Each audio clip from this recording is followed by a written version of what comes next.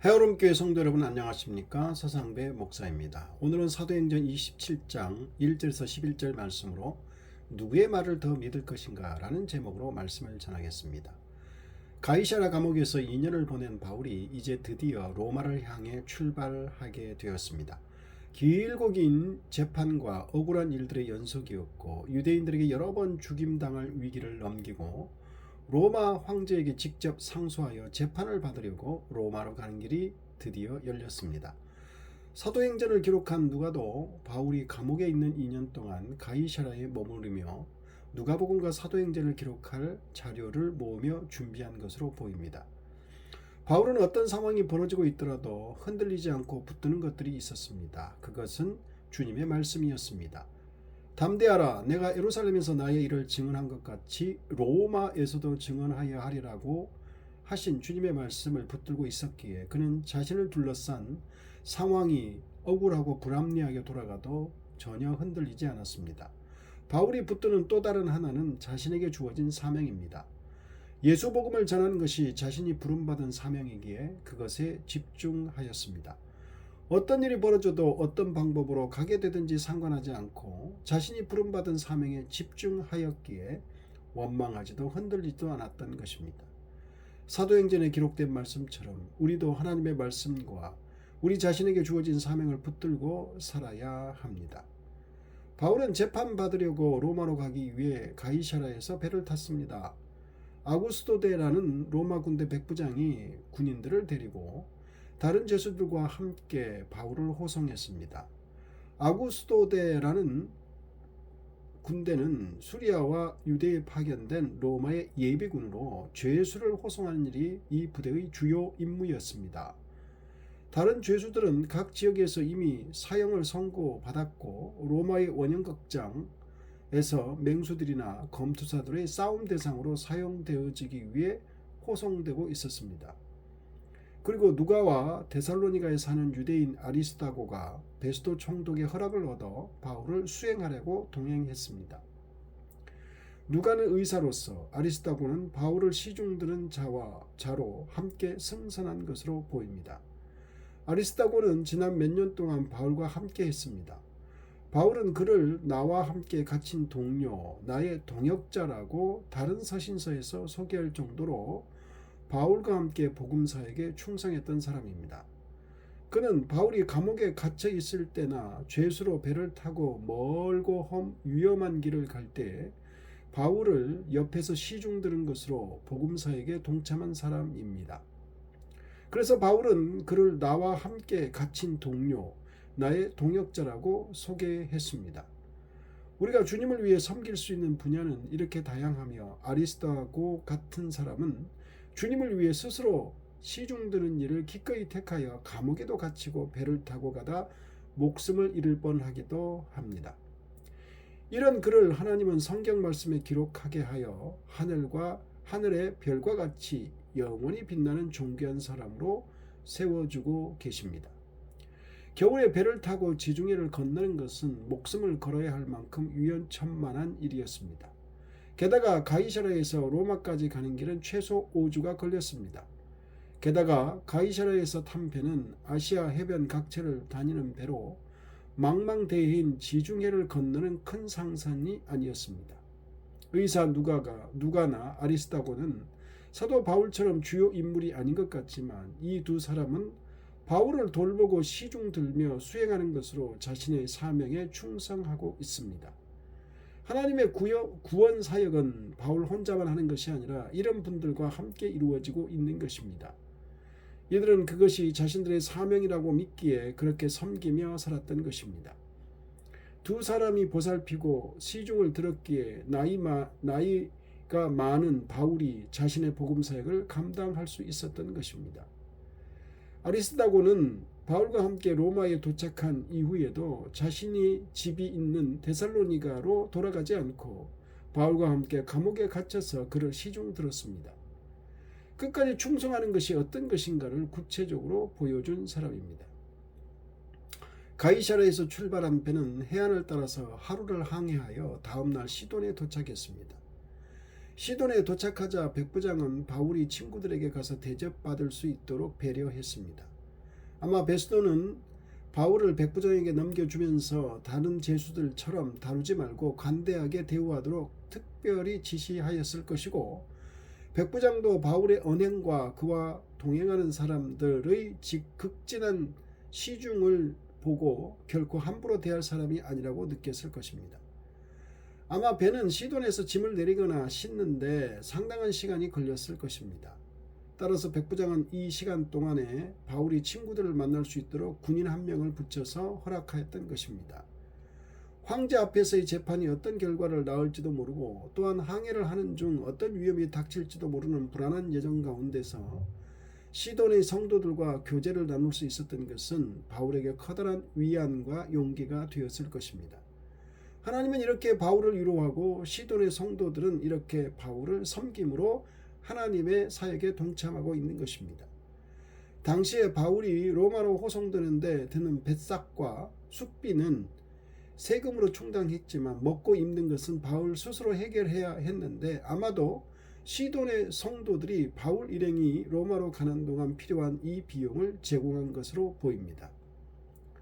배는 시돈을 출발한 후 구브로의 남서 해안을 지나 무라까지 가려고 했으나 동쪽 지중해로부터 불어오는 북서풍을 만나 더 이상 직진할 수가 없게 되었습니다. 시돈에서 무라까지 직행하는 일반적인 항로는 구브로섬 아래쪽을 통과하는 항로였지만, 바람의 거스름을 피하여, 즉 바람을 막아줄 수 있는 구브로섬 동쪽 해협을 따라 우회하지 않을 수 없게 되었습니다. 이때가 이미 초가을에 접어들고 있는 시점인지라 그 즈음에 일어나는 북서풍의 위험을 피하기 위해 공해상으로 멀리 나가기보다는 해안 가까이 따라가며 항해하고 있는 것입니다. 초가을에 접어들어서 맞바람으로 인해 항해 일정이 훨씬 늘어났습니다. 배는 구브로를 서쪽에 두고 북상하여 길리기아와 밤빌리아의 해안을 지나 항해를 계속했는데, 이 항해는 그 해안을 따라 흐르는 해류와 밤에 대륙에서 바다를 향해 부는 대륙성 기류의 도움을 받았습니다. 그리 빠른 속도는 아니었을 이 항해는 14일 정도를 걸려 소아시아의 가장 남단에 자리 잡고 있는 루기아 지역의 항구 무라에 도착했습니다. 로마로 가는 항해는 맞바람을 만나 초반부터 만만치 않은 어려움과 시간이 걸리고 있습니다. 벌써 15일이 걸렸습니다. 무라에서 로마로 가야 했던 바울과 다른 제수들은 다른 배를 갈아타야 했습니다. 바울 일행이 갈아탄 배는 애굽의 알렉산드리아에서 로마까지 곡물을 운반하는 전형적인 곡물 운반선이었지만, 여객선 역할도 하며 무려 276명이나 되는 사람을 태울 수 있는 큰 배였습니다.